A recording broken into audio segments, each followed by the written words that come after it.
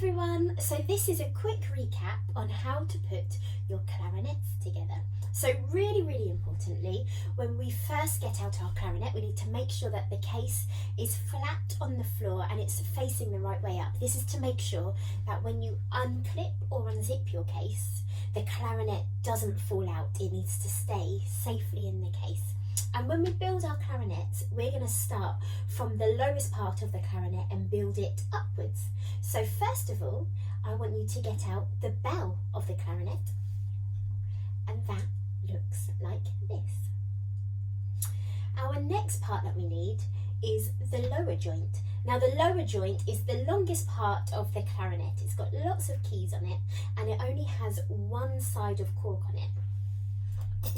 So your lower joint looks like this, and here's the one side of cork.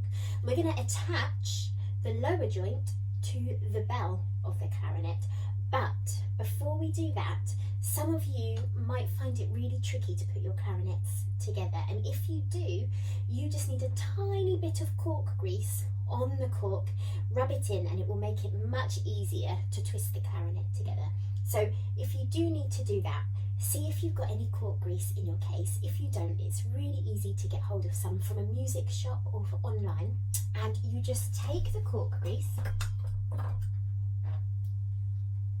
okay, rub a tiny bit on the cork, just like that, and then you can just rub it in, and that will make it much easier to put your clarinet together.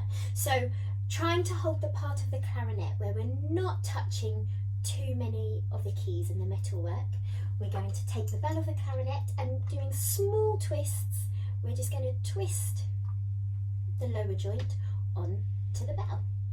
So once we've put the bell and the lower joint together, we need to attach the upper joint, and that's the next part that looks very similar to this lower joint.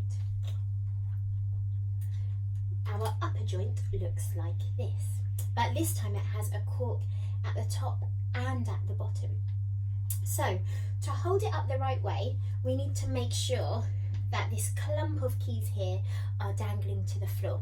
And once we've got that right, we need to line up all of the holes. So here, the holes are in a straight line and the holes are in the straight line here. And we need to check that we're pressing this lower key here. When we do that, you'll see that this tiny little lever moves up and down when we press it and let go. That's really important, because we need to make sure this lever here is up so that it doesn't get in the way when we're attaching the lower joint. So keeping our finger really carefully pressed down on this key, making sure the lever is up, and using small twists, we're going to attach the upper joint to the lower joint. Once we've done that, we can let go of the key, let the lever down, and then we can make sure that the lever attaches with the lower part on the lower joint to create a bridge. Once we've checked that, we can also double check that our clarinet, all of the keys are lining up in a straight line. Once we're happy that the main part of our clarinet is put together properly, we're going to put it down safely on the floor or back in our case. When we do that, don't stand it up on the floor because it can easily be knocked over and it can damage all of the keys. We want to make sure we put it down flat on the floor so that it can't fall down. And we're going to pick up our barrel, which is the part of the clarinet that looks like a barrel. Once we've done that, we're going to take our mouthpiece out of the case. Now my mouthpiece has a cap on it. Yours might have this, it might not. If it does, we don't need it. It's just there to protect the mouthpiece. So we're going to take it off and put that carefully back in the case. And we're going to unscrew the screws of our ligature. This is the part that holds our reed onto our mouthpiece, and that's really important because that's how we make a sound on the clarinet. So we need to unscrew the screws by twisting them towards you to make them looser, and when you can just take off the ligature and put that safely back in the case. mouthpiece onto the smaller side of the barrel. If you have a look at the barrel, there's a larger side and a smaller side, and the mouthpiece just twists on really easily to the smaller side, like that. Once we've attached the mouthpiece to the barrel, we're going to put that down safely, and we're going to pick up our reed. Now our reed should be safely in our case, and when we take it out, there should be a part of the reed sticking out of the case. That's the only part that you need to touch. It's the thicker end of the reed. We never want to touch the top thin part of the reed because it's so delicate. So we're really carefully going to take it out of the case and give it a quick lick, because it works best when it's slightly wet. And we're going to attach our reed to our mouthpiece. Now you'll see that the mouthpiece has a hole at the front of it, and our reed goes over the top of the hole, but it's really important to make sure that we put the flat edge of the reed over the hole.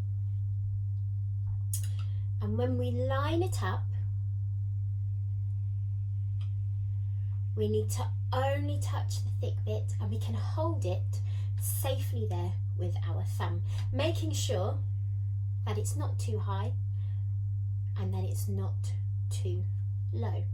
So once we've got it in the correct place, we're going to pick up our ligature, and that's the part that's going to hold the reed to the mouthpiece. And the ligature has a larger side and a smaller side. So the larger side goes over the mouthpiece and the reed. If you try and put the smaller side over, it won't fit. It will just go over the top like that. So if that happens, we just need to flip it over and put our ligature carefully over the top of the reed and the mouthpiece, making sure that you're keeping your reed in place with your thumb and pushing down the ligature far enough. Most of you will have a little emblem over the top of your mouthpiece so that you can see that through the ligature.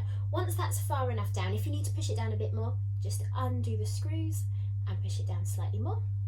Once you're happy with where it is, you can do up the ligature. We're now going to attach our barrel and mouthpiece to the main body of the clarinet. So we're going to pick up the body of the clarinet, and making sure that all of the keys and the holes are facing away from you, we're going to put the barrel over the top, making sure that the reed is facing towards you, and very, very carefully, small twists until our mouthpiece is on the top of the clarinet, making sure that our reed lines up in a straight line with this long key at the back of the clarinet. Now we can have one last check that our clarinet is set up properly by checking at the top the hole. You can see the emblem on the back of your mouthpiece, and it runs in a straight line down all of the keys of the clarinet, from the upper joint all of the keys down the lower joint. So to hold our clarinet, we're going to take our left hand, we're going to put our thumb up and put our thumb over the hole at the back of the clarinet. Then our fingers are just going to curl round and they line up with all of the holes at the front of the clarinet. We're then going to take our right hand, put our thumb up, and if we check the back of our clarinet on the lower joint, there will be our thumb rest. Our thumb is going to go underneath the thumb rest, and that's how we support our clarinet. Just like our other hand, our fingers are going to curl round the front of the clarinet and hover over the holes, and you're ready to play.